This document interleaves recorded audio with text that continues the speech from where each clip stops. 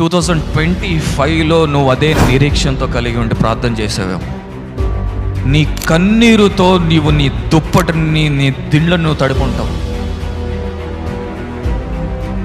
ఎంతో నిరీక్షణతో నువ్వు ఎదురు చూసావు. వాడయ్యాడు, వీడయ్యాడు, వీడు ప్రయోజకుడు అయ్యాడు, వాళ్ళు ప్రయోజకులు అయ్యారు, వారు అమెరికాకి వెళ్తున్నారు, వీడు కెనడాకి వెళ్తున్నాడు, వీడు ఆస్ట్రేలియాకి వెళ్తున్నాడు. మరి నీ సంగతి ఏంటి? అదిగో వాడు 1000కి 900 తెచ్చుకున్నారు, 999 తెచ్చుకున్నారు. మరి నీ పరిస్థితి ఏంటి అని అన్నప్పుడు అవమానం ఉంది చూడండి. ఆ వాటన్నిటికీ నువ్వు ప్రార్థన చేసావు.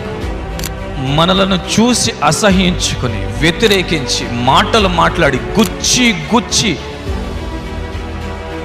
మనకొచ్చిన అవమానము ఎవ్వరికి చెప్పుకోలేక నువ్వు ఇంటికెళ్ళి ఏడ్చిన కన్నీరు, నీ ఏడుపు ఈ 2026లో దేవుడు నీ దుఃఖ దినములను సమాప్తి చేసి వాటిని నాట్యంగా మార్చబోతున్నాడు. ఆమేన్. నీకు ఎనలేని సంతోషాన్ని, ఊహించని రీతిగా నీకు సహాయము, నీకు ఆదరణ ఊహించలేని రీతిగా నలుదిక్కుల నుంచి నీకు వస్తుంది.